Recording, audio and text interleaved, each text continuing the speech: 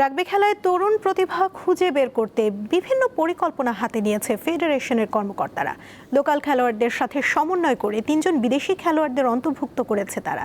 বিশ্ব র্যাঙ্কিংয়ে ভালো অবস্থান করে নিতে বিদেশি কোচ নিয়োগ দেওয়ার কথা জানান ফেডারেশনের সাধারণ সম্পাদক। ওয়ার্ল্ড সকার বলতেই দুটি খেলাকে বোঝানো হয়, একটি ফুটবল, অন্যটি রাগবি। 2006 সাল থেকে রাগবি খেলাটি বাংলাদেশে প্রচলিত হলেও দেশের মাটিতে এখনও খুব একটা প্রচলিত হয়ে ওঠেনি। সময়ের সাথে পাল্লা দিয়ে পরিবর্তন হয়েছে ফেডারেশনের কর্মকর্তাদের, তাদের মনোযোগ ফেডারেশনের ভাগ্য বদলের।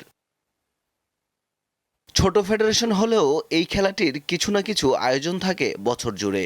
সেই সাথে বাংলাদেশ রাগবি ফেডারেশনের চোখ এখন প্রবাসী খেলোয়াড়ে। ফরেন প্লেয়ার কিছু পাইপলাইনে আছে এবং আমাদের এসএ গেমসের জন্য ফরেন প্লেয়াররা কিন্তু এখানে প্র্যাকটিসও করেছিলেন। এটা আনফর্চুনেট যে আমাদের এসএ গেমসটার হয়নি, হলে কিন্তু এই প্লেয়াররা definitely they would have been part of it. আপনারা দেখতেন যে তারা এখানে খেলতো। তো এরা মোটামুটি খুব পোটেনশিয়াল আছে প্লেয়ারদের। 3-4টা প্লেয়ার আপনার দে আর ফ্রম ইংল্যান্ড, তারা ভালো খেলোয়াড়। দেশের দায়িত্বে নবনির্বাচিত সরকার চালু করেছে ক্রীড়া কার্ড। ক্রীড়া হলে পেশা, পরিবার পাবে ভরসা। এই স্লোগানকে বাস্তবে রূপ দিতে ইতিমধ্যে ক্রীড়া কার্ডের মাধ্যমে খেলোয়াড়দের পাশে দাঁড়িয়েছে। তাতে আগ্রহ খেলোয়াড়দের পাশাপাশি ফেডারেশন কর্তারাও আশা দেখছেন নতুন করে। আসলে এটা হলে খুব ভালো হয়।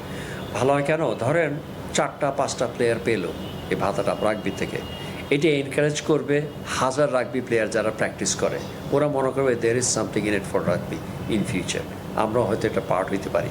তো এগুলি কিন্তু ছোটোখাটো জিনিস একটা ফেডারেশনকে দিলে, বাট এটা ফেডারেশনটা কিন্তু গ্রো করতে এই 50% হেল্প করে, বিকজ আলটিমেটলি খেলোয়াড়দের দ্বারাই তো ফেডারেশন।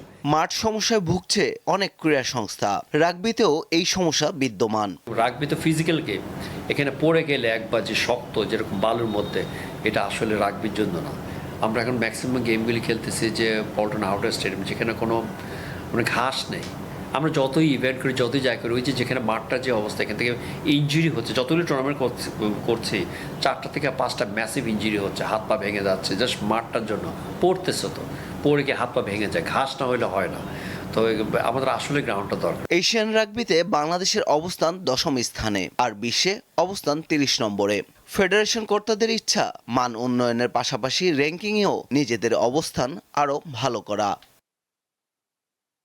পারভেজ খোকন, দীপ্ত স্পোর্টস।